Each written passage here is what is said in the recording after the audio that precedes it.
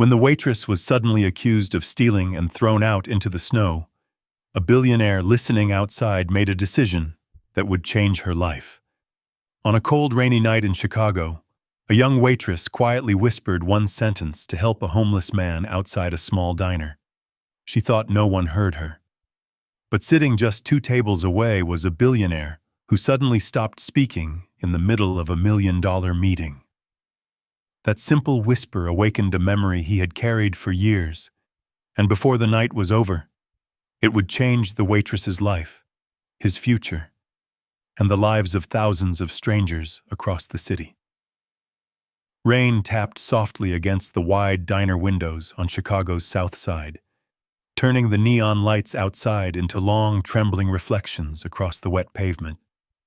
The place was old, was the kind of neighborhood diner that had survived decades of changing faces and fading businesses. Red vinyl booths creaked when customers leaned back. The smell of coffee and grilled onions lingered permanently in the air. Inside, the dinner rush had just begun. Maya Carter moved quickly between tables, balancing a tray on one hand with the smooth efficiency that came from years of practice. At 26, she had learned how to glide through crowded aisles without spilling a drop of coffee. Her bright yellow apron stood out against the diner's muted colors, and her warm smile was the reason many regulars came back night after night. "Refill, Mr. Donnelly?" she asked gently, tilting the coffee pot. The elderly man nodded gratefully. Across the room, however, the atmosphere felt different, as a group of sharply dressed businessmen had taken over the largest booth near the back wall. Their suits were dark and expensive, their voices low but intense. Papers, laptops, and glowing phone screens covered the table between them. Whatever they were discussing clearly wasn't casual conversation. Maya had served enough corporate customers to recognize the signs. This was money. Big money. 2 steaks medium rare, 1 salmon, 1 house salad, one of the men said, without looking up from his tablet. "Yes, sir," Maya replied politely, writing it down. She didn't linger. People like them rarely noticed waitresses unless something was wrong. But as she turned toward the kitchen, something outside the window caught her attention. Just beyond the glass door, under the dim flicker of a broken streetlight, a man sat hunched on the sidewalk. He was wrapped in layers of worn clothing that looked far too thin for the cold rain. His beard was gray and tangled, and his hands trembled slightly as he held them together for warmth. Most people inside the diner had already noticed him. Most had also chosen to ignore him. Maya slowed. For a moment, the busy sounds of the diner faded into the background. The old man lifted his eyes toward the window, but not in the demanding way some street people did. He wasn't knocking on the glass or asking for money. He was simply looking at the warmth inside. Looking and waiting. Maya felt something tighten in her chest. She knew that look. Growing up in Chicago's South Side meant seeing it more times than she could count. Her mother used to say that hunger had a way of changing a person's eyes, but not anger, not desperation, just quiet exhaustion. Maya walked behind the counter toward the kitchen, but instead of placing the order right away, she leaned closer to her manager. Rick Thompson was standing at the register, counting receipts with his usual tired expression. "Rick," Maya said softly. He looked up. "Yeah?" She nodded toward the window. Rick followed her gaze and immediately sighed. "Not tonight, Maya," he muttered. "We can't have people coming in asking for handouts. Once you let one in, 5 more show up." "He's not asking," Maya said quietly. Rick shook his head. "Doesn't matter." For a moment, Maya said nothing. Then she leaned slightly closer and whispered something so softly it almost disappeared under the hum of the diner. "Just give him a bowl of soup. I'll pay for it after my shift." Rick frowned. "You already worked a double today." "I know. You shouldn't be spending your own money like that." Maya shrugged gently. "He looks like he hasn't eaten in a while." Rick rubbed his forehead. He had known Maya for almost 3 years now. Arguing with her when she used that calm voice was usually pointless. "Fine," he muttered. "One bowl. That's it." "Thank you," Maya said quietly. Neither of them realized that someone sitting only a few feet away had heard every word. At the back booth, the business conversation had been moving quickly. Stock projections, investment timelines, a potential acquisition worth hundreds of millions. One man in particular had been speaking most of the time. He wore a gray overcoat draped across the back of his chair and listened more than he talked. But when he did speak, the entire table went silent. His name was Daniel Whitmore. Most of Chicago knew that name. Billionaire investor, owner of Whitmore Holdings, one of the most powerful men in the city. But tonight, none of the diners recognized him. Without cameras or headlines around him, he looked like any other successful executive finishing a late meeting. Until Maya spoke. The moment her quiet sentence drifted across the room. "Just give him a bowl of soup. I'll pay for it after my shift." Daniel Whitmore stopped mid-sentence. The room didn't notice, but the men sitting with him did. "Daniel?" one of them asked cautiously. Whitmore didn't answer immediately. He was staring toward the counter, not at Maya's face, at the small exchange he had just witnessed. A waitress offering to pay for a stranger's food. Not for attention, or not for praise. She had whispered it, almost like she hoped no one would hear. Daniel leaned back slowly in his seat. Outside the window, the rain continued to fall. Inside, Maya carried the soup bowl carefully toward the door. And for the first time since the meeting began, Daniel Whitmore completely forgot about the billion-dollar deal sitting on the table in front of him.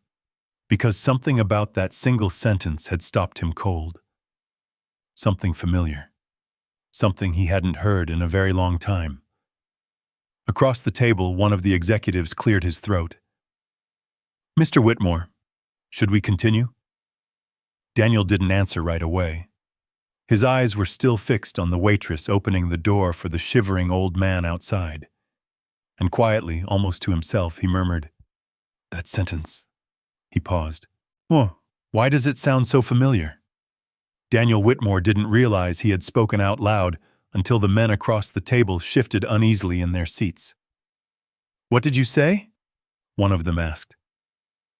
Daniel blinked, as if returning from somewhere far away. The numbers on the laptop screen in front of him no longer held any meaning. Profit margins, stock projections, merger strategies. Suddenly, they all felt distant, almost trivial. Outside the diner window, the rain continued to fall in thin silver lines, and through the glass, he watched the young waitress open the door. A gust of cold wind rushed inside, carrying the smell of wet asphalt. The old man hesitated at the doorway. "Sir," Maya said gently, holding the door open, "come inside. It's warmer." The man looked stunned, and like someone who hadn't been spoken to kindly in a very long time. I don't have money," he said, his voice hoarse. "That's okay," Maya replied. She didn't say anything else. She simply stepped aside so he could enter. Daniel watched the entire moment unfold in silence. The old man walked slowly, almost carefully, as if afraid someone might suddenly change their mind and throw him back out into the rain. A few customers glanced up from their meals. Some frowned. Others pretended not to notice. Maya guided the man toward a small booth near the window, away from the busy dinner crowd. "Just sit here," she said softly. He lowered himself onto the red vinyl seat, his shoulders still hunched, his hands shaking slightly from the cold. A minute later, Maya returned carrying a steaming bowl of soup and a slice of bread on a small plate. She set it down gently in front of him. "Careful," she said with a warm smile. "It's hot." The man stared at the bowl like it was something sacred. For a moment, he didn't touch it. "Thank you," he whispered finally. Maya only nodded. Take your time, she said, before quietly walking back toward the counter. Daniel leaned back in his booth. His business partners were still watching him.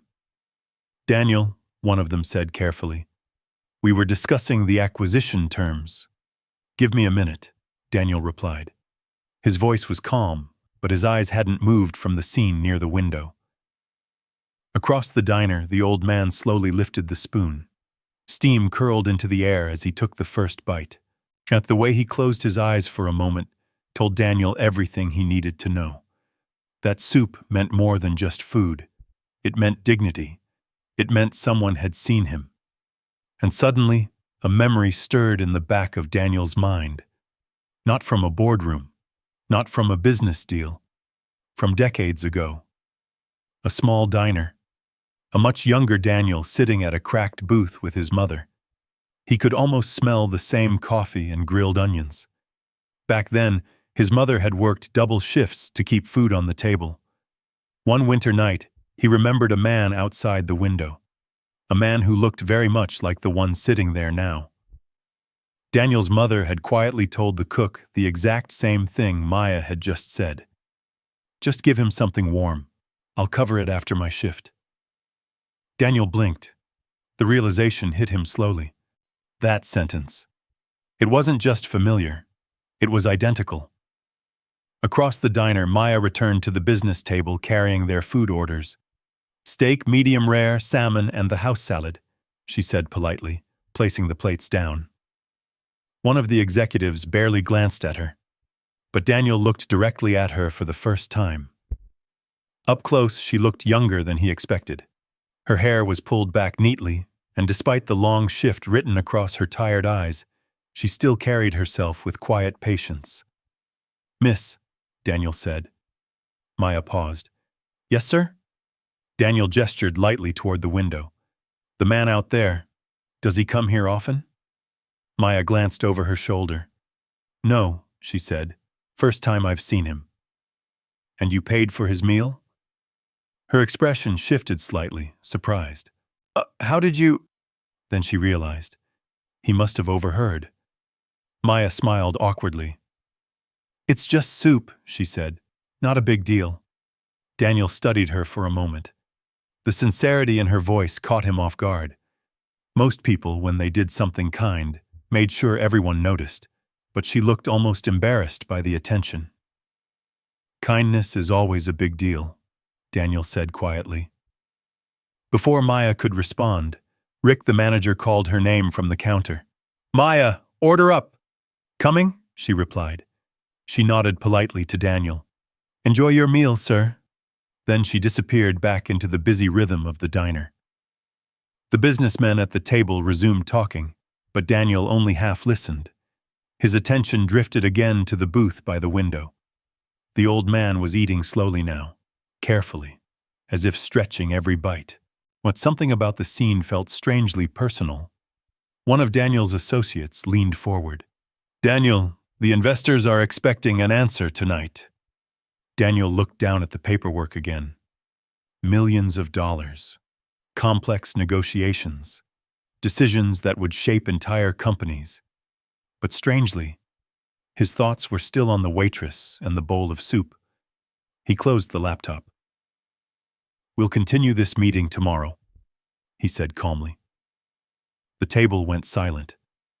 Tomorrow? One man repeated. Yes. Daniel stood, reaching for his coat. There are more important things happening in this room tonight. The executives exchanged confused looks. Daniel Whitmore rarely postponed anything. As he walked toward the counter, Maya looked up. Is everything okay with the food? She asked. Daniel placed his card on the counter. Perfect, he said. Then he glanced toward the window again. The old man had finished his soup and was wiping the bowl clean with the last piece of bread. Daniel leaned slightly closer to Maya. Miss Carter, he said. Maya blinked. How do you know my… Daniel nodded toward the name tag pinned to her apron. Do you mind if I sit with him for a moment? Maya looked surprised. With the gentleman by the window? Yes. She hesitated. Then she smiled softly. Of course, she said. Daniel Whitmore turned and walked slowly across the diner. The old man looked up as he approached. Evening, Daniel said. Evening, the man replied cautiously. Daniel slid into the booth across from him. For a moment, neither of them spoke. Then Daniel glanced toward Maya, who was wiping down the counter in the distance. She reminds me of someone, Daniel said quietly. The old man followed his gaze. She's a good one, he said. Daniel nodded. Yes, he said softly. She really is. Daniel Whitmore rested his hands on the table, studying the man across from him more carefully now. Up close, the stranger looked older than he had through the rain-streaked window. His beard was uneven, his coat patched in several places, and the deep lines around his eyes suggested years of exhaustion more than age. But those eyes were clear, sharp. They didn't belong to someone who had always lived on the street. You mind if I sit here a minute? Daniel asked. The man gave a small shrug. Free country. Daniel allowed himself a faint smile. For a moment, the sounds of the diner filled the silence between them. Forks tapping against plates, the hiss of the kitchen grill, and the quiet hum of conversation from nearby booths. Finally, Daniel nodded toward the empty bowl. Good soup? The man chuckled under his breath. Best thing I've tasted all week. Daniel leaned back slightly. You been out there long? The man wiped his mouth with the paper napkin Maya had left him. Long enough. Daniel didn't press. Years in business had taught him something valuable. People usually revealed more when you gave them space. Across the room, Maya moved between tables, refilling coffee cups and clearing plates. Every so often, she glanced toward the window booth, checking quietly to make sure the old man was all right. Daniel noticed. So, he said gently, what's your name? The man hesitated before answering. Arthur? Arthur, Daniel repeated. I'm Daniel. Arthur nodded once. Figured you were somebody important, he said. Daniel raised an eyebrow. What gave it away? Arthur gestured loosely toward the table where the executives had been sitting earlier. Men like that don't stop talking when the boss gets up. Daniel laughed quietly. That obvious? Arthur leaned back against the booth. Spent 40 years working construction, he said. You learn how to read a room. Daniel's interest sharpened. Construction? Yeah. Arthur looked down at his hands. They were rough, scarred, the hands of someone who had spent most of his life lifting, building, fixing. Used to run crews, Arthur continued. Built half the office buildings downtown. Daniel studied him more closely now. You ever work for Whitmore Development? Arthur's head lifted slightly.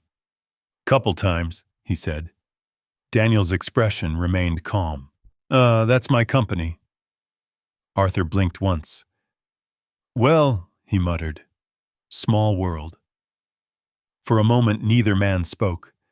The rain outside had slowed to a soft drizzle. Finally, Daniel asked the question that had been lingering in his mind since he first saw Arthur through the glass. What happened? Arthur let out a slow breath. Life. Daniel waited. Arthur rubbed the back of his neck. Lost my wife 5 years ago, he said quietly. Cancer. Daniel nodded. I'm sorry. Arthur shrugged. After that, things just started falling apart. Company I worked for shut down. Savings dried up. Tried to find work, but he looked down at his hands again. Nobody wants to hire a 68-year-old laborer. Daniel's chest tightened slightly. Arthur continued almost casually. Apartment went next, then the truck. And now? Daniel asked gently, when Arthur looked toward the diner window. Now I move around. The simplicity of the words made the truth behind them even heavier. Across the diner, Maya finished wiping down the counter and walked over with a fresh cup of coffee. "Mind if I top that off?" she asked Arthur. "Please," Arthur said. She poured slowly. Then she noticed Daniel sitting with him. "Oh," she said softly. "Everything okay here?" Daniel nodded. "We're just talking." Maya smiled. "Good." She glanced at Arthur. "You need anything else?" Arthur shook his head. "You've done plenty already." Maya hesitated, then slid a small paper bag onto the table. "Just in case you get hungry later," she said quietly. Arthur looked inside. 2 sandwiches. He looked up at her, surprised. "You didn't have to." "It's left over from the kitchen," she said quickly. "Oh, would have gone to waste." Arthur understood the kindness hidden behind the explanation. "Thank you," he said softly. Maya gave a small nod and walked back toward the counter. Arthur watched her for a moment before turning back to Daniel. "You know what's funny?" he said. "What's that?" Arthur gestured toward Maya. "People walk past folks like me all day, pretend we're invisible." Daniel didn't interrupt. Arthur continued. "But that girl, she didn't hesitate." He tapped the table gently. "Didn't even make a show of it." Daniel's voice was thoughtful. "No." Arthur leaned back. "You know what that means?" Daniel looked at him. "It means she learned it from somewhere." Daniel's eyes drifted toward Maya again. She was laughing softly with a regular customer, completely unaware that 2 men across the diner were discussing her. Arthur chuckled. "World's full of smart people," he said. "But kindness?"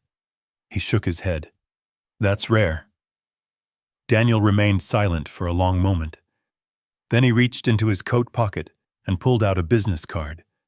He slid it across the table. Arthur looked down at it. The name printed there made his eyebrows rise. Daniel Whitmore Holdings. Arthur looked back up slowly.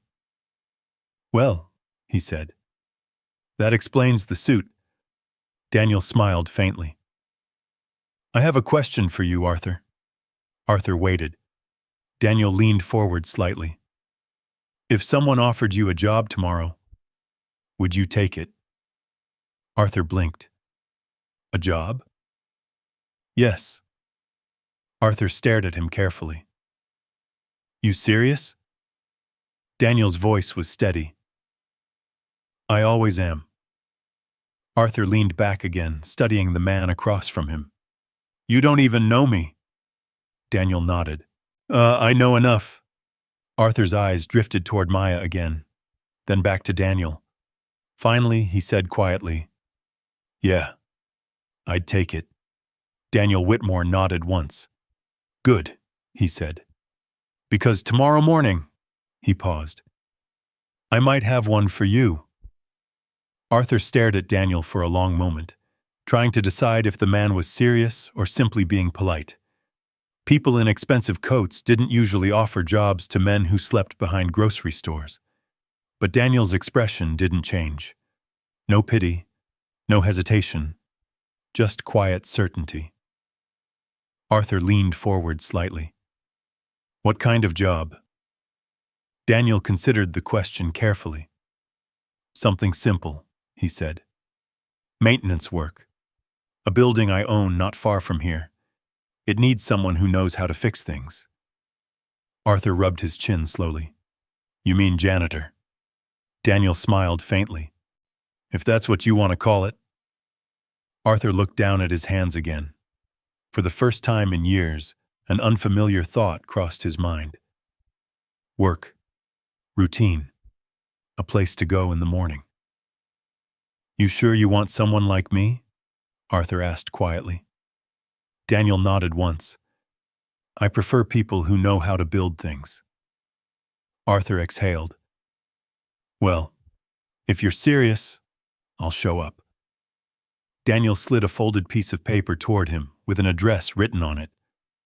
Tomorrow, 8 o'clock. Arthur picked it up carefully, as if the paper itself might disappear. Thank you, he said. Daniel stood. You earned it, he replied. Across the diner, Maya was wiping down the counter when she noticed Daniel walking toward the door. She hurried over. Sir, did you still want your check? Daniel shook his head. I already took care of it. Maya looked confused. But you barely ate anything. Daniel glanced toward the window booth where Arthur sat quietly finishing his coffee. That's all right, he said. Then he paused for a second, studying Maya, as if trying to memorize something. You have a good heart, he added softly. Maya blinked, surprised. Thank you, I guess. Daniel nodded politely and stepped out into the cold Chicago night. The rain had finally stopped, leaving the pavement shining under the streetlights. Across the parking lot, a black SUV waited with its headlights dimmed. Daniel climbed inside. The driver glanced in the rearview mirror. Back to the hotel, Mr. Whitmore? Daniel looked through the window toward the diner one last time. Inside, Maya was laughing with a customer while refilling a coffee mug. For a moment, the memory of her whisper echoed again in his mind. Just give him a bowl of soup. I'll pay for it after my shift. Daniel looked away slowly. Yes, he said quietly. Let's go. The SUV rolled out of the parking lot and disappeared down the wet street. Inside the diner, the night slowly returned to normal. Customers finished their meals, plates clattered in the kitchen, and Maya continued moving between tables, unaware that the small act of kindness she'd offered that night had already begun to change several lives. An hour later, her shift finally ended. The diner had emptied, leaving only the smell of coffee and fried onions lingering in the air. Maya grabbed her worn winter coat from the hook behind the kitchen door. See you tomorrow, she said to the cook. Drive safe, he replied. Outside, the wind had picked up again. Snowflakes drifted through the yellow streetlights. Chicago winters didn't waste time. Maya wrapped her coat tightly around herself and started walking toward the bus stop 2 blocks away. Her shoes crunched against the thin layer of ice forming on the sidewalk. Most of the shops along the street had already closed. Dark windows, locked doors. Quiet. By the time she reached the bus stop, the snow was falling harder. The metal bench was dusted white, and someone was already sitting there, an elderly woman. She was hunched forward, her thin coat pulled tightly around her shoulders, her gray hair dusted with snowflakes. Maya slowed her steps. Ma'am? She called gently. The woman looked up. Her face was pale from the cold. You all right? The woman gave a weak smile. Just waiting for the bus. Maya glanced down the empty street. Yes, the bus schedule posted on the sign had already passed its last time for the night. You've been here long? Maya asked. A while, the woman admitted quietly. Maya could see the woman's hands trembling. Without thinking, she unzipped her own coat and pulled it off. The icy wind cut through her sweater immediately. Here, she said, placing the coat gently around the woman's shoulders. The woman's eyes widened. Oh no, dear. I can't take your coat. You're colder than I am, Maya said with a small smile. The woman hesitated. Snow continued falling around them, soft and silent. Finally, she accepted it. Thank you, she whispered. Maya sat down beside her on the freezing bench. My mom used to sit alone like this sometimes, she said softly. The woman turned her head slightly. She did? Maya nodded. Yeah. For a moment, they simply sat together, watching the snow drift through the streetlights. Neither of them noticed the black SUV parked quietly across the street. Inside the vehicle, Daniel Whitmore sat in the back seat, watching through the window. He had asked the driver to take a different route back to the hotel. Something had pulled him back toward the diner's neighborhood, and now he sat there, silently observing the scene unfolding at the bus stop. He watched Maya shiver without her coat, watched her rub her hands together for warmth, watched her talking softly to the elderly woman as if they had known each other for years. Daniel's chest tightened unexpectedly. The driver glanced in the mirror. "Everything all right, sir?" Daniel didn't answer immediately. His eyes remained fixed on the bus stop. After a moment, he said quietly, "Yes." But his voice carried a weight that hadn't been there earlier. Outside, Maya stood up as headlights appeared in the distance. "The bus is coming," she said. The elderly woman squeezed her hand. "Thank you, sweetheart." Maya smiled. "Take care of yourself." As the bus doors opened, the woman turned back one last time. "God bless you," she said softly. Maya waved as the bus pulled away. Only after it disappeared did she wrap her arms around herself, shivering in the cold. Across the street, Daniel Whitmore leaned back slowly in his seat. His voice was barely above a whisper. "She did it again." The driver glanced at him. "Sir?" Daniel shook his head gently. "Nothing." But inside his mind, something had begun to change. Because kindness like that couldn't be rehearsed. Daniel Whitmore watched through the SUV window as Maya stood alone beneath the dim streetlight. The snow had thickened, swirling in soft white spirals across the empty road. Maya hugged her arms around herself, her thin sweater offering little protection against the Chicago wind. For a moment, Daniel considered stepping out of the car, but he didn't. Instead, he remained where he was, studying the quiet strength in the young woman's posture as she waited for the next bus. She wasn't looking around for someone to notice what she had done. She wasn't hoping for praise. She simply stood there, cold and patient. Daniel leaned back slowly in his seat. His driver cleared his throat. "Sir, should I pull around? Offer her a ride?" Daniel thought for a moment. Then he shook his head. "No." The driver waited. Daniel looked once more at the bus stop. "If someone helps only when they're being watched," he said quietly, "it's not really kindness." The SUV idled silently. A few minutes later, Maya's bus finally arrived. She stepped inside, disappearing into the warm yellow glow of its interior lights. Only then did Daniel speak again. "Let's go."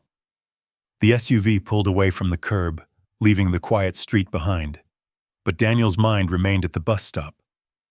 Because something about Maya Carter refused to leave his thoughts, and Daniel Whitmore was not a man who believed in coincidences. The next week passed quietly for Maya. Winter settled deeper into the city, covering sidewalks in gray slush and frosting the diner windows each morning. Inside the diner, however, nothing changed. Coffee steamed in chipped white mugs. Regular customers filled the booths, and Maya moved between tables with the same calm patience she always had. Most people barely noticed her. Some barely looked up when she refilled their cups. Others left a few coins on the table and walked out without a word. But Maya didn't complain. She had learned a long time ago that kindness rarely came with applause. On Thursday evening, the diner was unusually busy. Snow had driven more people indoors, filling nearly every booth.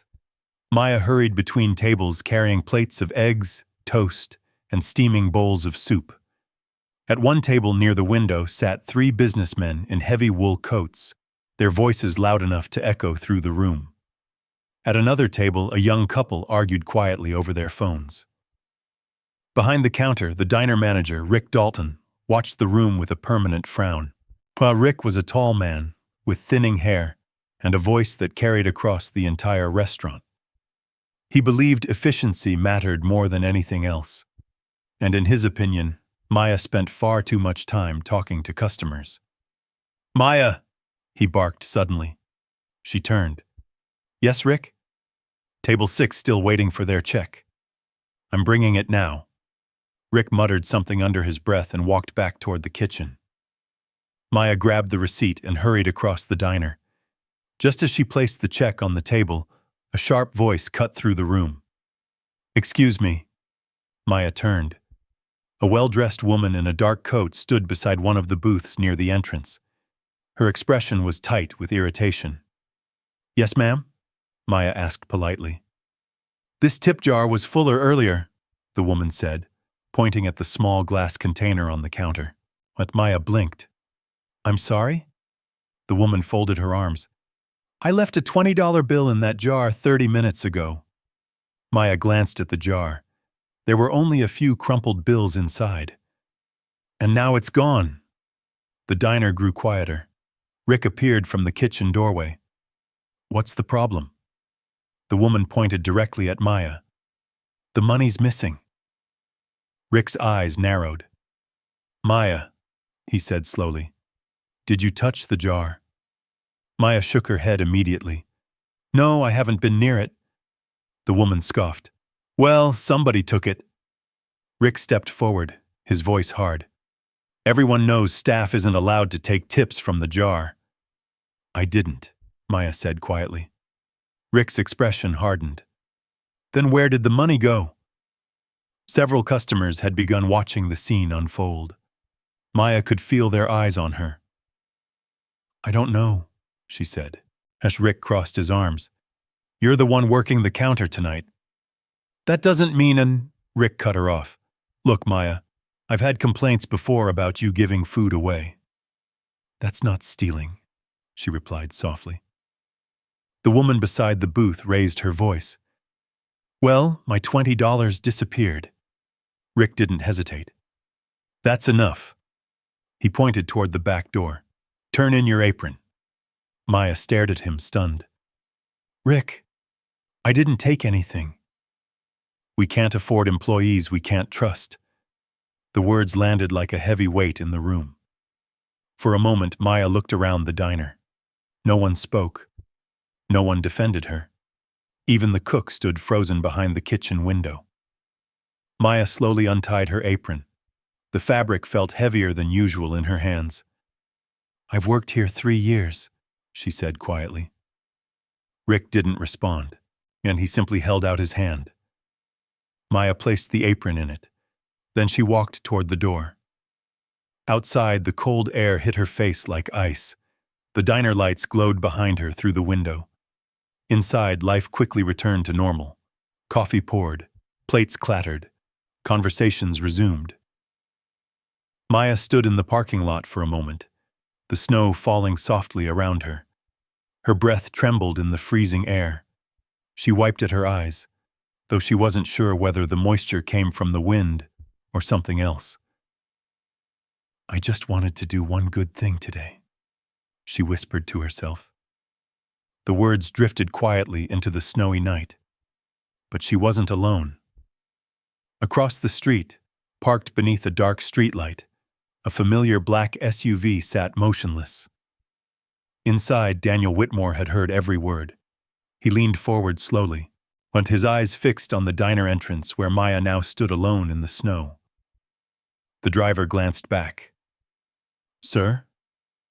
Daniel didn't answer right away. His gaze remained steady. Then, quietly, he said, I think it's time. The driver glanced at Daniel through the rearview mirror, unsure what he meant. Sir? Daniel Whitmore didn't answer immediately. Across the street, Maya still stood alone in the diner parking lot, snow gathering on her shoulders. She had pulled her thin sweater tighter around herself, trying to shield her face from the wind. For a moment, she simply stared at the glowing diner sign, as if trying to understand how everything had fallen apart so quickly. 3 years of work, gone in less than 3 minutes. Daniel watched her carefully. Pull over there, he finally said. The driver hesitated slightly. To the diner. Sir? Daniel nodded. Yes. The SUV rolled slowly across the wet street and into the parking lot. Its headlights cut softly through the snow before the engine came to a stop. Maya barely noticed the vehicle at first. She was still standing near the curb, wiping at her eyes and trying to steady her breathing. Then the passenger door opened. Daniel stepped out. The cold air hit his face immediately, sharp and clean. Maya looked up. For a second she didn't recognize him. Then she blinked in surprise. "You were in the diner earlier," she said. Daniel nodded. "Yes." For a moment neither of them spoke. Snow drifted quietly between them. "I'm sorry about what happened inside," Daniel said. Maya shook her head slightly. "It's not your problem." Her voice was calm, but exhaustion lingered beneath it. As Daniel studied her expression, "You didn't take the money. It wasn't a question." Maya gave a small, tired smile. "No." Daniel nodded. "I thought so." She shrugged. "Doesn't really matter now." A long silence passed. The street behind them was nearly empty. The only sound the distant hum of traffic on the highway.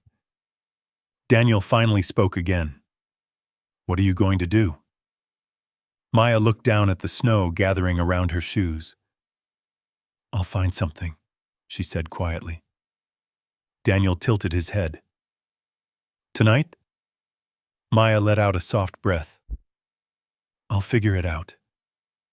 He could hear the quiet determination in her voice. Not anger, not bitterness, just someone trying to keep moving forward. Daniel slipped a hand into the pocket of his coat. "I heard what you said earlier." Maya looked up. "Oh, when?" "When you were leaving." She frowned slightly. Daniel repeated her words. "I just wanted to do one good thing today." Her eyes widened a little. "You heard that?" "Yes." She looked away, embarrassed. "I was just talking to myself." Daniel nodded slowly. "I know." Another moment of silence settled between them. Then Daniel reached into his coat and removed a small envelope. "I'd like you to come to a meeting tomorrow morning," he said. Maya stared at the envelope without taking it. "A meeting?" "Yes." "About what?" Daniel held the envelope out. "Just take it." After a moment, Maya reached forward and accepted it. Her fingers were cold. She opened it slowly. Inside was a simple printed card with an address. Whitmore and Langford Law Offices, Lake Street Tower, 40th floor. Maya looked back up at him, confused. A law office?" Daniel nodded. "Yes." Her brow furrowed. "Am I being sued or something?" Daniel laughed softly. "No." "Then why would a lawyer want to see me?" Daniel hesitated for a brief moment, because he knew the answer would sound unbelievable. "Because I asked them to invite you." Maya blinked. "You did?" "Yes." She studied him carefully now. "Why?" Daniel didn't respond immediately. Instead, he asked a question of his own. "How long have you been helping people like that?" "Like what?" "The man tonight." Maya shrugged. "Sometimes people are just hungry." Daniel nodded slowly. "And the woman at the bus stop?" Maya froze slightly. "You saw that?" "Yes." A faint blush crossed her face. "That wasn't a big deal." Daniel's voice remained calm. "It was to her." Maya looked down again. "Oh, well. My mom used to say if you have enough to share, you should." Daniel smiled faintly. "Your mother sounds wise." She was. Snowflakes continued drifting through the dim streetlight. Maya looked again at the card in her hand. "So, what exactly happens tomorrow?" Daniel finally gave the answer. "You'll find out." Her eyes narrowed slightly. "That's not very reassuring." Daniel chuckled quietly. "I promise you're not in trouble." Maya folded the card carefully. And if I don't go? Daniel shrugged. Then nothing happens. She studied his face again. You're serious. Always. For several seconds, Maya didn't speak. She had spent most of her life learning to distrust promises that sounded too good. But something about Daniel's tone felt different. There was no pressure in it, no sales pitch, or just calm certainty. Finally, she asked, What time? Daniel smiled. 9 o'clock. She nodded slowly. I'll be there. Daniel extended his hand. I'm Daniel Whitmore. Maya hesitated a moment before shaking it. Maya Carter. He already knew that. But hearing her say it felt strangely important. Daniel released her hand. Get home safe tonight, Maya. She nodded. Thank you. Daniel returned to the SUV. As he closed the door, the driver looked back at him again. Everything set, sir? Daniel glanced out the window at Maya as she walked toward the bus stop. Yes, he said quietly. Tomorrow morning, things begin. The black SUV disappeared into the snowy Chicago night, its taillights fading slowly down the street. Maya stood at the bus stop again, the card still in her hand. Trey Whitmore and Langford Law Offices. Lake Street Tower, 40th floor. She turned it over once, then again. The name meant nothing to her, but the man who gave it to her did. Daniel Whitmore. The name echoed faintly in her mind, though she couldn't place it. The bus arrived a few minutes later with a tired groan of brakes. Maya climbed aboard, brushing snow from her hair. The bus was nearly empty. A man asleep in the back seat. A woman staring quietly out the window. Maya took a seat near the middle and held the card between her fingers. 9 o'clock. A law office. A meeting she didn't understand. And a stranger who somehow knew she hadn't stolen anything. The bus lurched forward. Outside, the diner sign faded into the distance. The next morning, Chicago woke beneath a pale gray sky. Snow still covered the sidewalks, but the streets were already filling with traffic. Downtown skyscrapers rose into the clouds like cold steel towers. Inside Lake Street Tower, the lobby floors gleamed with polished marble. Men and women in dark suits crossed the room with quiet urgency. Elevators opened and closed every few seconds. At exactly 8:52 a.m., Maya Carter stepped through the glass doors. She stopped just inside the entrance. Everything felt too clean, too quiet, too expensive. Her boots left small wet prints on the marble floor. A security guard near the desk glanced at her. Can I help you? Maya approached cautiously and handed him the card. I have a meeting. The guard studied the card. His eyebrows lifted slightly. 40th floor, he said. He gestured toward the elevators. Maya nodded. Maya sung. Oh, thank you. The elevator ride felt longer than it should have. The numbers climbed steadily. 15, 22, 31. By the time the doors opened on the 40th floor, Maya's hands were slightly damp. The hallway beyond was lined with glass offices and quiet conference rooms. At the far end stood a large reception desk. A woman in a navy suit looked up as Maya approached. Good morning. Maya placed the card gently on the desk. I think I have a meeting here. The receptionist read the name. Then she smiled politely. Yes, Miss Carter. They're expecting you. Maya blinked. They are? Yes. The receptionist stood and gestured toward a large conference room. Right this way. Maya followed her down the quiet hallway. Through the glass walls, she could see lawyers seated at desks, stacks of documents, glowing computer screens. And everyone looked busy. Everyone looked important. The receptionist stopped at a tall wooden door. They're inside. She opened it. Maya stepped into the room and froze. The conference room overlooked the entire city skyline. Glass walls revealed Chicago stretching in every direction. But Maya barely noticed the view, because seated at the head of the table was the man from the diner, Daniel Whitmore. Beside him sat two lawyers and a man with a tablet. Daniel stood as she entered. "Good morning, Maya." She stared at him, suddenly aware of how small the room felt. "Good morning." One of the lawyers stepped forward. "Miss Carter," he said warmly. "I'm Thomas Langford." Maya shook his hand nervously. "Nice to meet you." Thomas gestured toward a chair. "Please sit." Maya lowered herself into the seat, and her eyes drifted back to Daniel. "You weren't kidding about the lawyers?" Daniel smiled faintly. "No." The room fell quiet for a moment. Then Daniel leaned forward slightly. "Maya," he said, "do you know who I am?" She hesitated. "I know your name." One of the lawyers glanced at Daniel with a small grin. Daniel chuckled softly. "That's fair." He folded his hands calmly on the table. "I'm the founder of Whitmore Holdings." Maya blinked.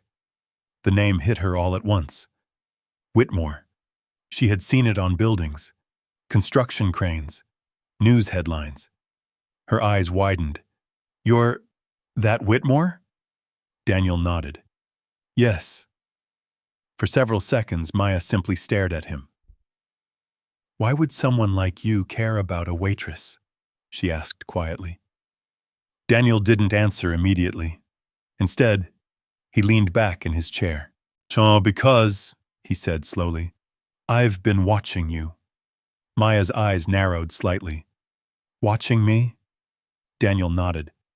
"For about a week." Her surprise deepened. "That's a little strange." One of the lawyers laughed softly. Daniel raised a hand. "It does sound strange." He leaned forward again. "But let me explain." Maya waited. Daniel's voice grew thoughtful. "A few months ago, I realized something," he said. "I've spent most of my life writing checks to charities." He gestured toward the skyline beyond the window. "Millions of dollars." Maya listened quietly. "But I started wondering something," Daniel continued. "What?" Daniel's gaze settled on her. "How much of that kindness was real?" The room grew still. "Foundations," Daniel said. "Organizations. Committees." He shook his head slowly. "Oh, most of them care more about paperwork than people." Maya didn't speak. Daniel continued. "So I started looking for something different." "And you found me?" she asked. Daniel smiled slightly. "No. I heard you." Maya frowned. "The soup." Her eyes widened. "You heard that?" Daniel nodded. "I was sitting 2 tables behind you." He leaned forward again. "You whispered to the manager, 'Just give him a bowl of soup. I'll pay for it after my shift.'" The memory rushed back to her instantly. Maya looked down at the table. "That wasn't a big deal." Daniel's voice was gentle but firm. "It was." He paused. "And then I watched what happened next."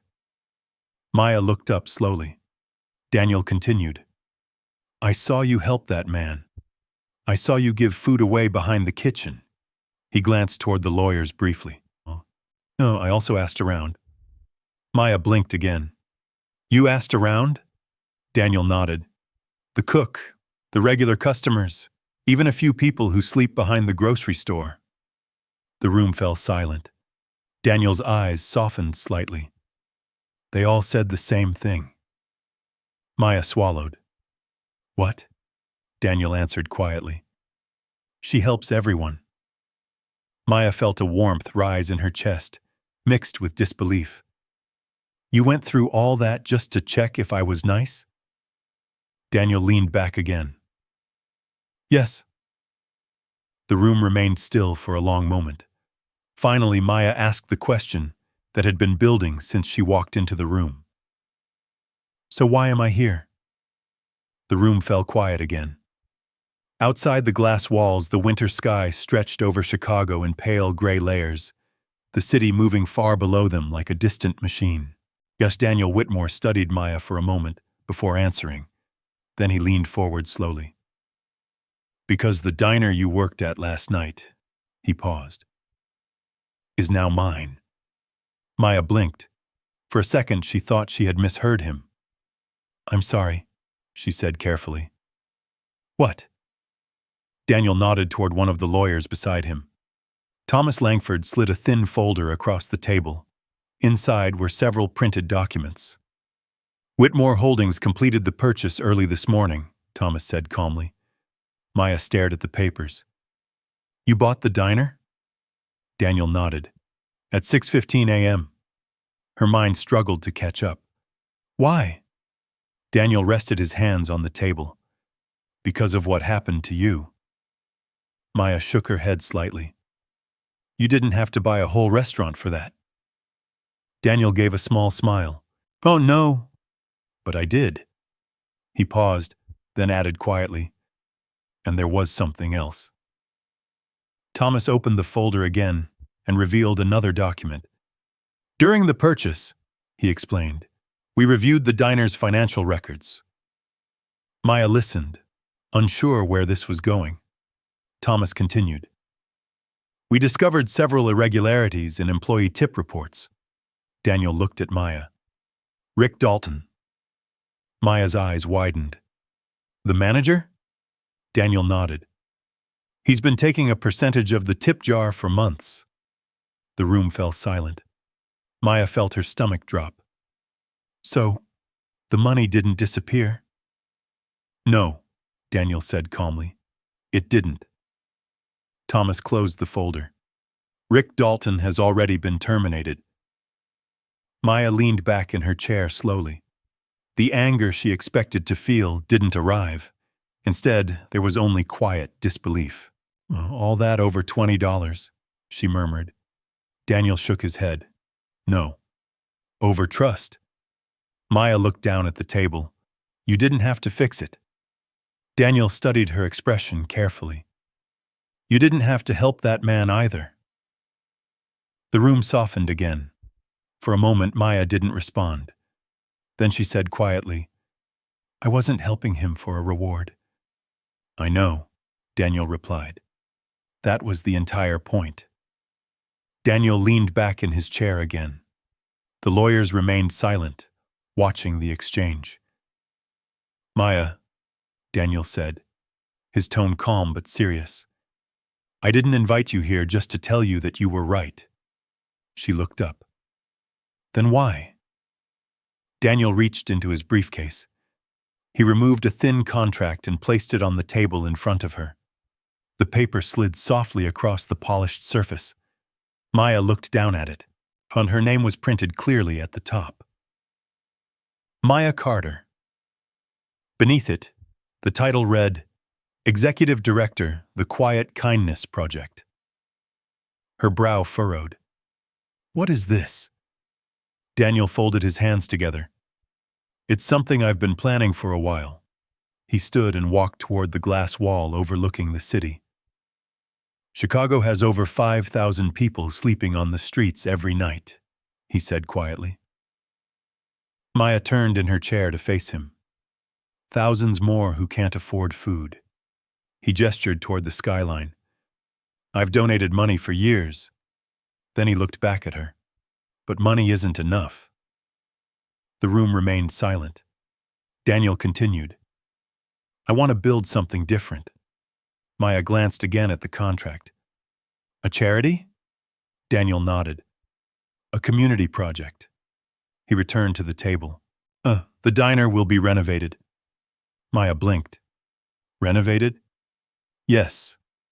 Daniel tapped the contract gently. It will become the first community kitchen. Her eyes widened slightly. Free meals? Hot meals, Daniel said. Every day. Maya looked stunned. And the person running it, he tapped the paper again, would be you. The words hung in the air.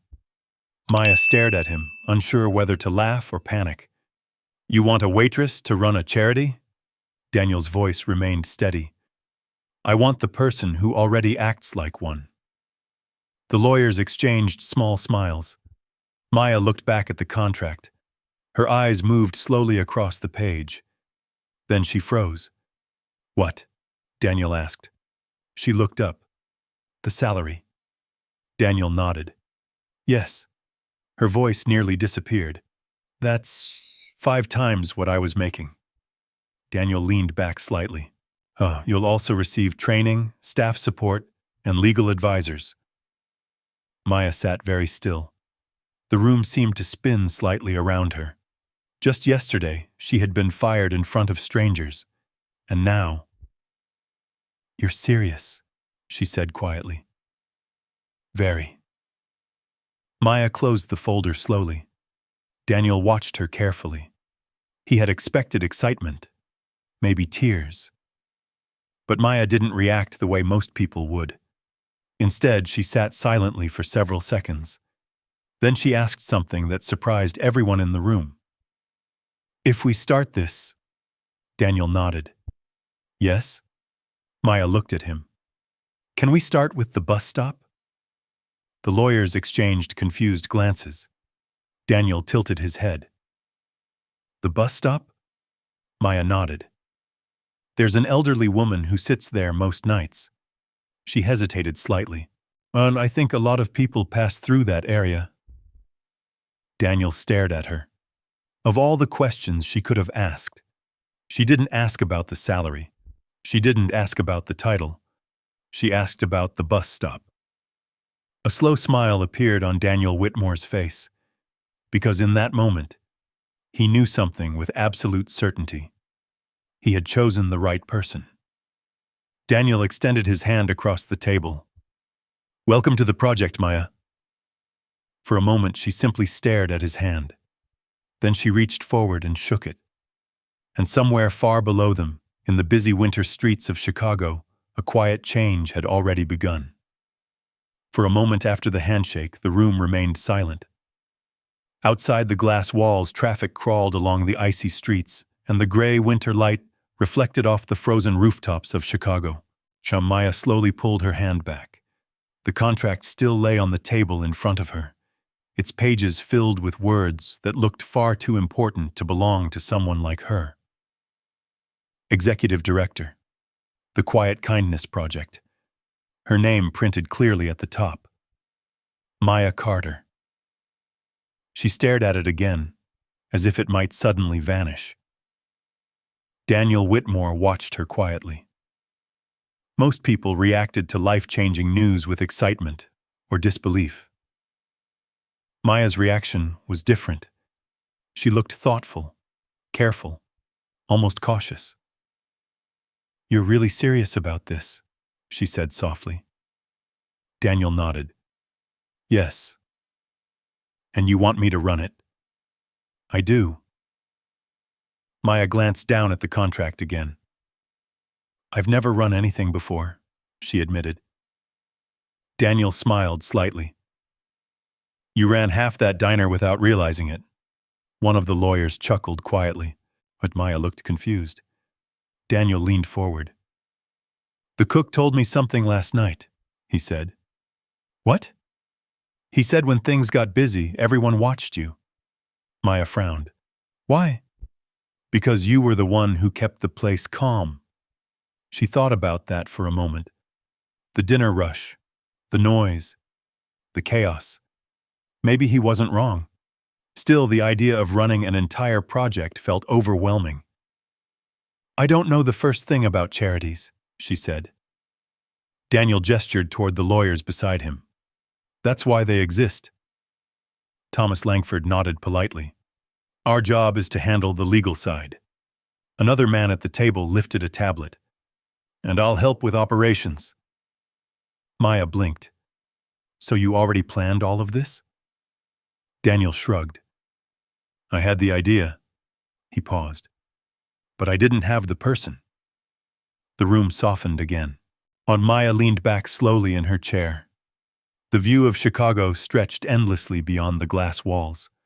For years, she had walked those streets feeling invisible. Now she was sitting 40 floors above them, with a billionaire asking her to change them. Her mind drifted briefly to her small apartment, to the worn couch, to the tiny kitchen where she made breakfast every morning for her son, Noah. She straightened suddenly. "There's something I should tell you," she said. Daniel looked at her. "Yes?" "I have a 4-year-old son." Daniel nodded calmly. "I know." Maya blinked. "You know?" Daniel smiled. "I told you I asked around." A faint laugh escaped her. "That's a little scary." "Only a little," Daniel replied. She folded her hands on the table.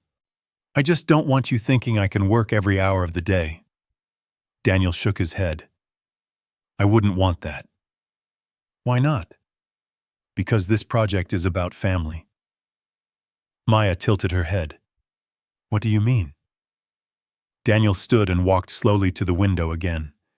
For a moment he watched the snow drifting between the skyscrapers. Then he spoke quietly. "The best ideas don't come from people locked in offices." He turned back toward her. "They come from people living real lives." Maya considered that. Her shoulders relaxed slightly. "Good," she said. "Because Noah still needs help with his dinosaur puzzles." Daniel laughed softly. "Then I suppose our schedule will have to allow for dinosaurs." The room filled with a lighter energy. Thomas Langford slid the contract gently toward Maya again. "There's no pressure," he said. "You can take time to think about it." Maya looked down at the pages once more. Every line described something bigger than anything she had ever imagined. Community kitchens, food distribution, shelter partnerships, programs designed to help people who had been forgotten. It felt overwhelming, but at the same time, it felt right. She closed the folder slowly. Then she looked at Daniel. "When would this start?" Daniel smiled. "As soon as you say yes." Maya hesitated for only a second. Then she nodded. "Yes." The single word hung quietly in the air. Daniel extended his hand again. "Then welcome officially." Maya shook it. Thomas Langford stood and began gathering the paperwork. "I'll prepare the official signing documents," he said. Another advisor opened his tablet and began outlining schedules. As Maya watched the sudden movement around the room, with a mixture of excitement and disbelief. The world had shifted in less than 24 hours. Yesterday she had been standing in the snow outside a diner. Now she was helping design a project that might feed thousands. Daniel returned to his chair. "You asked about the bus stop," he said. Maya nodded. "Yes. We'll start there." Her eyes brightened slightly. "Really?" "Yes." Daniel leaned back thoughtfully. "If someone is sitting alone in the cold, the system has already failed them." Maya looked toward the window again. The bus routes ran like quiet veins through the city below. "That woman last night," she said softly. "She reminded me of my mom." Daniel didn't respond right away, but his expression changed slightly. For a moment, and something deeper moved behind his calm eyes. Then he said quietly, "Sometimes one person sitting at a bus stop can change everything." Maya didn't know exactly what he meant, but she nodded anyway, because something told her the story wasn't finished yet. Not even close. Outside the glass walls, snow continued falling over Chicago, and somewhere across the city, an old diner still stood on the corner where a simple whisper had changed everything. 1 year later, that corner looked very different. The cracked neon sign that once flickered above the old diner had been replaced by a warm amber glow. The building itself had been renovated, but not in a way that erased its history. The brick walls were cleaned but not covered. The old steel-framed windows polished but still familiar. Above the door, as a new sign hung quietly in dark metal letters. The Quiet Kindness Kitchen. Inside, the smell of fresh bread and simmering soup filled the air. Long wooden tables stretched across the room, where cramped diner booths had once stood. The kitchen had doubled in size, with stainless steel counters and volunteers moving steadily between large pots and trays. People sat together eating warm meals. Some were construction workers still wearing dusty boots. Some were elderly men and women who had nowhere else to go during the cold months. Others were families who simply needed a place where food was certain. No one asked too many questions, and no one left hungry. At the center of the room, Maya Carter stood near the serving counter, tying her hair into a loose bun as she reviewed the morning schedule on a clipboard. And her life no longer looked like it had a year ago, but she still moved with the same quiet calm she had carried through the diner. "Maya," a young volunteer called from the kitchen. "Yes?" "We're running low on bread again." Maya glanced toward the shelves. "Check the delivery from South Market Bakery. It should have arrived 20 minutes ago." A man standing beside her smiled. "You run this place like an airport tower." Maya turned and laughed softly. Marcus Reed leaned against the counter, a tablet tucked under his arm. Marcus had joined the project 6 months earlier after leaving a corporate law firm downtown. He was younger than most of the staff, but his energy had quickly made him invaluable. "Someone has to keep things organized," Maya replied. Marcus nodded toward the room. "You realize we served nearly 300 meals yesterday?" Maya glanced across the tables. 300 people. The number still surprised her. "When Daniel first told me about this place," she said quietly, "I thought maybe we'd serve 30. Marcus chuckled. "Well, you underestimated yourself." Across the kitchen, volunteers passed trays of soup bowls along the counter. A few regular guests waved to Maya as they walked through the door. She waved back with the same warm smile she used to offer customers at the diner. Some things hadn't changed. Near the window, a group of children sat eating grilled cheese sandwiches while their mother spoke quietly with one of the volunteers about housing programs. Maya watched them for a moment. Then she returned to the clipboard. "Tonight we're short 2 volunteers," she said, as Marcus scrolled through his tablet. "I'll make some calls." Before he could move, the front door opened again. A tall man stepped inside, brushing snow from his coat. Several volunteers immediately straightened. Daniel Whitmore. He didn't arrive with an entourage or security. He rarely did. Instead, he walked quietly through the room like any other guest. A few people recognized him. Most didn't. But everyone noticed the calm presence he carried with him. Maya looked up from the counter. "Daniel." Daniel smiled faintly. "Good morning." He glanced around the room, taking in the noise, the laughter, the steady movement of volunteers and guests. "It's busier every time I come here." Maya set the clipboard down. "Winter always brings more people." Daniel nodded thoughtfully. Then he looked toward the kitchen window. Now the spot where he had once sat during that rainy night was still there. The same corner, the same angle toward the street. "Do you ever miss the old diner?" he asked. Maya thought for a moment. "Sometimes." Daniel raised an eyebrow. "What do you miss?" "The quiet," she said with a smile. Daniel chuckled softly. "Yes, this place isn't quiet." Marcus approached them. "Mr. Whitmore," he said, offering a handshake. Daniel returned it. "How's the legal side holding up?" he asked. Marcus shrugged. "We've added 2 more partner shelters this month." Daniel nodded approvingly. "That's good work." Marcus glanced at Maya. "She's the one making it happen." Daniel looked back at her. "I had a feeling." Maya shook her head lightly. "It's not just me." She gestured around the room. "Everyone here cares." Daniel watched the volunteers moving between the tables. He noticed how Maya greeted each person by name, how she checked on the elderly guests. how she knelt beside a child to ask about school. It was the same kindness he had first seen in the diner. Only now, it reached hundreds.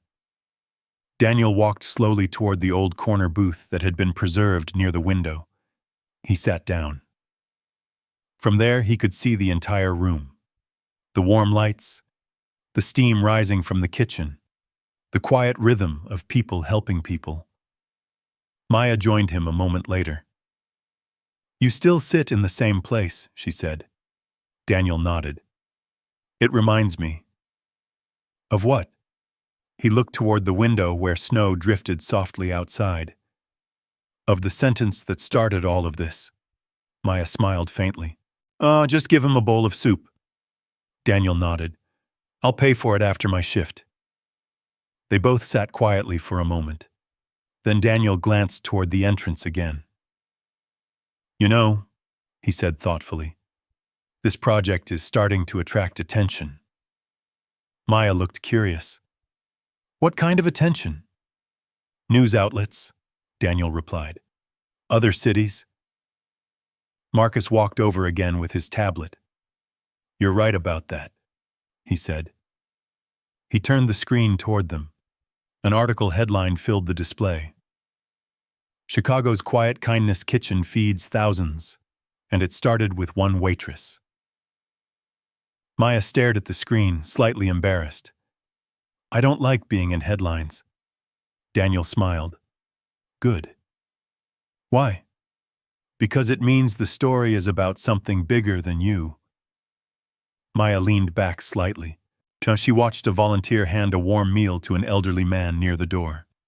He smiled in quiet gratitude before finding a seat. A year ago, she would have been the one bringing the plate. Now she was helping build the kitchen that served it. And yet, she still felt like the same person. Marcus turned the tablet off. "The city council is also asking about expanding the program." Daniel looked intrigued. "Already?" Marcus nodded. "They're calling it a model." Daniel leaned back slowly. "A model of kindness," he said. Maya looked around the room again, at the laughter, at the warm food, at the people who no longer had to sit in the cold. Then she said quietly, "It started with a bus stop." Daniel didn't respond, but his eyes softened slightly. Because the bus stop was still part of the story, and the truth behind it had not yet been told. The kitchen had begun to quiet as the afternoon crowd thinned. Snow continued drifting softly past the large front windows, turning the street outside into a pale white corridor. Volunteers wiped down tables while a few late guests finished their meals. Daniel Whitmore remained seated in the corner booth. It had become a habit. Every time he visited, he chose the same place, the same view of the door, the same angle toward the street where the bus stop stood half a block away. Maya returned from the kitchen carrying 2 mugs of coffee. She placed one in front of him. "Still black?" she asked. Daniel nodded. "Always." She sat across from him. For a moment, they simply watched the quiet movement of the kitchen winding down, while Marcus Reed was helping stack chairs at the far end of the room. A volunteer swept near the entrance. The warmth inside felt different from the cold winter street outside. Maya wrapped both hands around her coffee mug. "You've been coming here more often lately," she said. Daniel gave a small smile. "I like seeing what this place has become." Maya glanced around the room. "Sometimes I still can't believe it." Daniel leaned back slightly. "Believe it?" She laughed softly. "That's easy for you to say." Daniel shook his head. "No, it isn't." The tone in his voice made Maya look at him more carefully. Something in his expression had changed. Not sadness exactly, but something deeper. Daniel turned his gaze toward the window. Across the street, the bus stop stood quietly beneath the falling snow. A simple metal bench and a faded sign. The same place Maya had given her coat away a year earlier. Daniel stared at it for several seconds. Then he spoke. My mother used to sit at a bus stop like that. Maya blinked. What? Daniel kept looking at the street. Years ago, he said quietly. Long before any of this. The room felt still. Maya listened. Daniel rarely talked about his personal life. I grew up in a small apartment on the west side, he continued. My mother worked 2 jobs. He smiled faintly at the memory. She was stubborn. In a good way? In the strongest way I've ever known. Maya rested her chin lightly on her hand, listening. Daniel's voice remained calm. But when I started my company, I moved away from that neighborhood. He paused. Work became everything. The kitchen lights hummed softly above them, but Daniel's gaze remained on the bus stop. One winter night, he continued, my mother was waiting for a bus after her late shift. Maya felt a quiet tension settle in the air. The temperature dropped quickly that night. He folded his hands together, and the bus never came. Maya's breath slowed. What happened?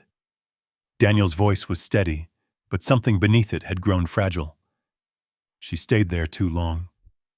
He paused. Too cold.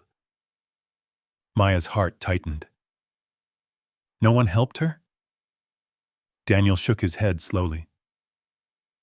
People walked past. His eyes lowered slightly.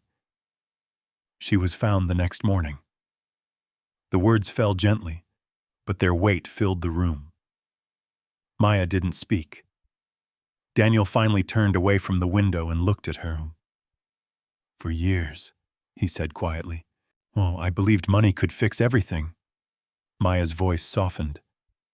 But it couldn't fix that. Daniel nodded. No. He looked down at the table. I built hospitals, funded schools, wrote checks to charities. He let out a slow breath. But none of it changed the memory of that bus stop. Maya felt a small ache in her chest. Daniel continued. Then one night, I heard someone whisper something in a diner. Maya's eyes lifted slightly. Daniel repeated the words. Just give him a bowl of soup. I'll pay for it after my shift. The same sentence that had started everything. I heard it, Daniel said, and it reminded me of my mother. Maya's voice barely rose above a whisper. How? Daniel met her eyes. Because she used to say the same thing. The room seemed to grow quieter. She believed kindness didn't need an audience. Maya felt warmth rise in her chest. Daniel leaned back slowly. When I saw you give your coat away at the bus stop, he paused. I realized something. What? Daniel's voice softened. My mother would have done the same thing. For a long moment, neither of them spoke. Snow continued drifting outside. Inside the kitchen, Marcus turned off the final overhead light. The room dimmed slightly, leaving only the warm glow from the front windows. Maya looked toward the bus stop across the street again. Now she understood why Daniel had watched it so carefully. Daniel, she said quietly. Yes? I'm sorry. Daniel shook his head gently. You didn't cause that. I know. She hesitated. But you carried it alone. Daniel studied her for a moment. Then he gave a small, ungrateful smile. Not anymore. Maya looked around the quiet kitchen, at the tables where people had eaten that afternoon, at the volunteers who had given their time, at the warm building that had once been a tired old diner. You turned the memory into something good, she said. Daniel followed her gaze. No.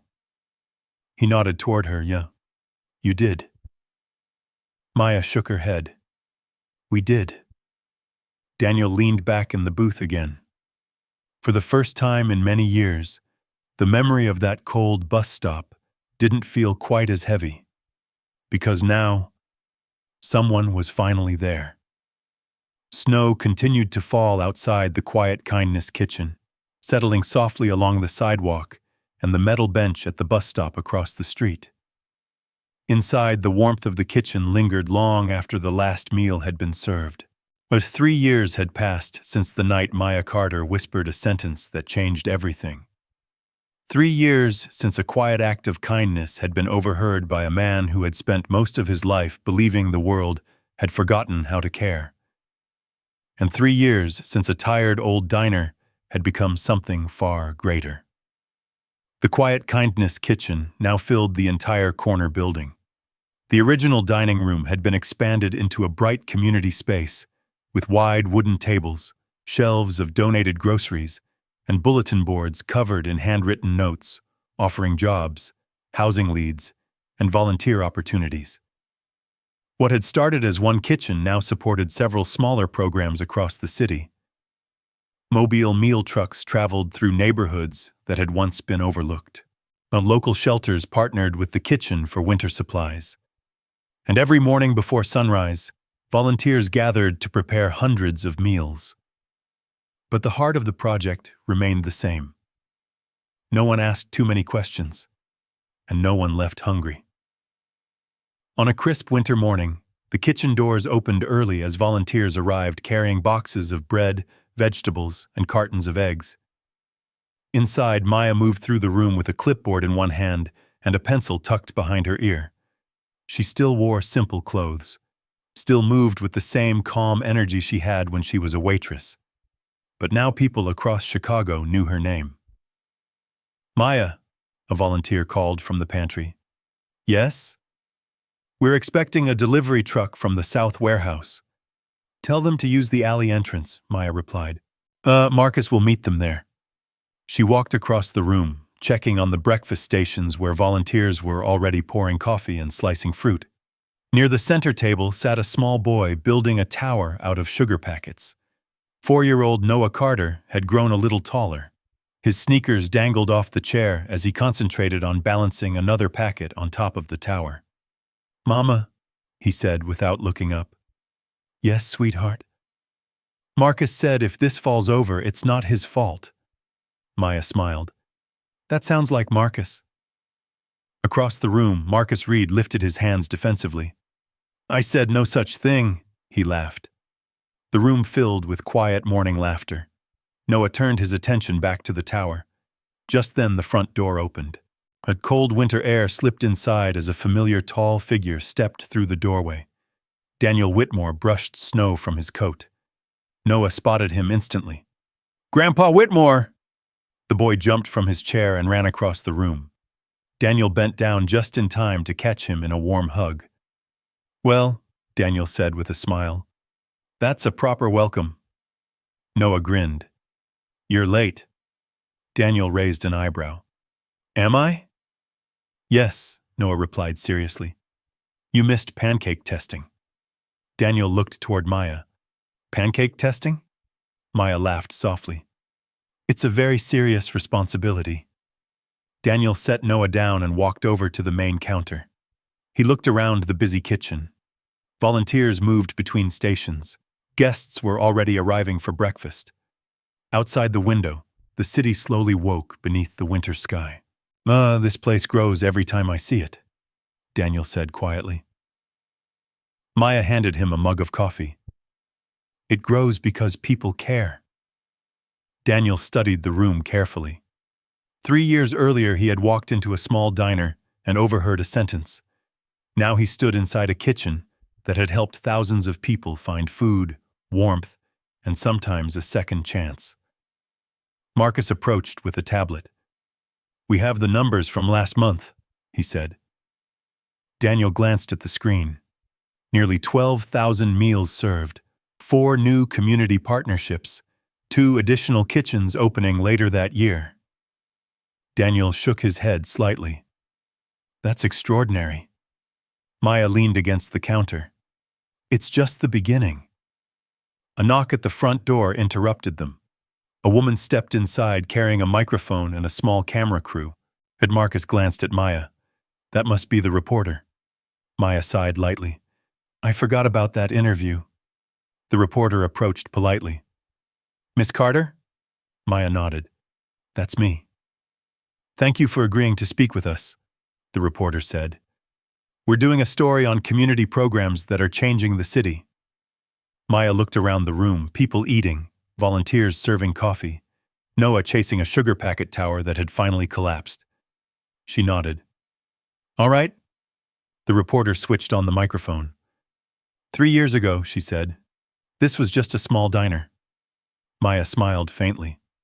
That's right. And today it's one of the most successful community kitchens in Chicago. The reporter tilted her head slightly. I have to ask, was it worth it? Maya looked across the room again. And her eyes drifted toward the bus stop outside the window. The same bench still stood there, but now a small heated shelter had been built beside it. Inside, a man and an elderly woman sat together waiting for the morning bus. They both held warm cups of coffee from the kitchen. Maya felt a quiet warmth in her chest. She turned back to the reporter.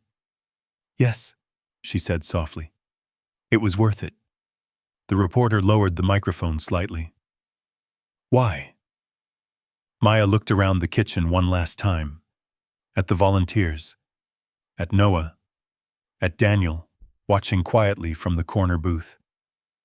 Then she answered, because kindness always finds its way back. Outside, snow continued to fall gently over the Chicago streets, and inside the kitchen, the warmth of one whispered sentence continued feeding the city.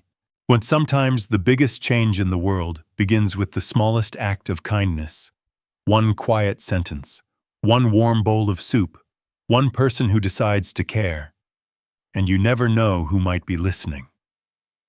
If this story touched your heart even a little, I want to ask you something simple. Type 1 in the comments if you believe kindness still exists in this world, or type 0 if you think people have forgotten how to care. I read every comment, and your voice truly matters here. And if you enjoy stories like this, stories about real compassion, second chances, and the quiet moments that change lives, make sure you subscribe to the channel and turn on the bell so you won't miss the next story. Because the next one might be even more powerful. Thank you for watching. And remember, sometimes the smallest kindness can echo farther than we ever imagine.